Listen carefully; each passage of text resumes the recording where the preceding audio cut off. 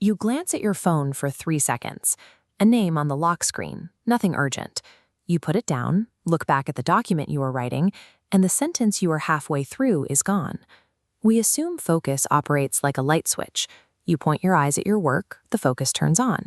You look away, it pauses, and when you look back, it resumes exactly where it left off. But read that document again, and you still can't feel the rhythm of the words. 3 seconds of looking away somehow cost you far more than 3 seconds of thought. Feeling busy but unproductive reveals a basic mechanical misunderstanding of how the brain operates. To understand the scope of that failure, we have to look at the work of researcher Gloria Mark. For nearly 2 decades, she tracked thousands of knowledge workers, measuring exactly how long they stayed on a single screen before switching to something else. This graph illustrates her baseline findings. In 2004, the average time spent on one screen was 2.5 minutes. By 2012, that dropped to 75 seconds. In her most recent measurements, it collapsed entirely. The current stretch of focus is just 47 seconds. Half of all the moments she measured were 40 seconds or shorter. We are currently navigating a work environment structurally defined by constant, relentless switching. The hidden cost of that switching was identified in a 2009 study by Sophie Leroy. She wanted to know what happens in the precise moment you pivot from one task to another, and she gave the result a name: attention residue. This diagram illustrates cognitive capacity as a battery. When switching tasks, focus doesn't transfer cleanly. A sliver of your mind stays behind.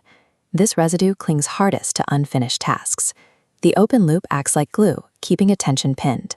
While that residue is active, you have fewer cognitive resources available for the actual work in front of you. You are trying to run your current task on a drained battery, which is exactly why a simple assignment suddenly feels like wading through wet sand. Gloria Mark's research provides a second critical metric. After a real interruption, it takes the human brain roughly 23 minutes to fully return to a state of deep focus. This line graph maps focus depth over a 23-minute axis, revealing the mathematical impossibility of our daily routine. We are attempting to climb a 23-minute recovery curve, but we are getting knocked back down to the bottom every 47 seconds. We can't entirely blame our coworkers or our bosses for this either. Mark found that 44% of these interruptions are self-inflicted. In a quiet moment, our own hand drifts toward the phone out of pure habit. A well-known Stanford study examined heavy multitaskers, people who constantly juggle multiple streams of information. It found they are actually worse at filtering out irrelevant details and worse at switching tasks cleanly. The practice they thought made them efficient had simply trained them to be distractible. Multitasking ensures your brain lives in a perpetual, shallow state of half recovery, dragging the smeared remains of one task directly into the next. The obvious solution seems to be ignoring the distraction. We put our phones face down on the desk and assume that if we don't pick them up, there is no cost. In 2017, Adrian Ward and his colleagues tested this exact assumption. They brought in 800 people, gave them demanding tests of working memory, and split them into 3 groups based on phone placement.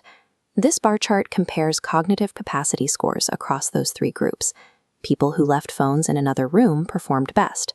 The group with phones in pockets landed in the middle. People with silent phones on their desks did the worst.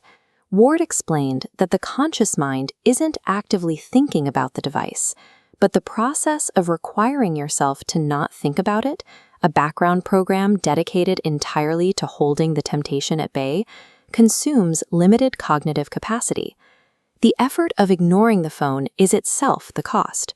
A dark, silent screen still drains you simply by being in proximity, taxing your attention while you try to work. Computer science professor Cal Newport observed this exact trend from a different angle and realized it changes the math of the modern economy. Because everyone's attention is shattering, the ability to sit with a hard problem for an hour without flinching toward a distraction is becoming exceptionally rare. It is now a highly valuable economic edge.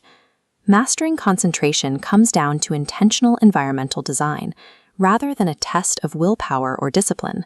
If residue and proximity are the mechanics of distraction, you fight back by manipulating your environment. First, close your loops. Taking 30 seconds to jot down exactly where you will pick up an unfinished task tells your brain it's safe to let go, thinning out the attention residue. Second, put physical distance between you and the device. When you need to do hard work, the phone goes in another room. Distance does the heavy lifting, so your willpower doesn't have to. Third, work in blocks instead of fragments. Batch your emails and messages into specific windows rather than leaving an open stream. This gives your main tasks a protected stretch where switching simply isn't an option. You are dealing with a switching problem, layered on top of devices built to exploit it. In an economy designed to fracture our focus, the most valuable skill is learning to do just one thing at a time.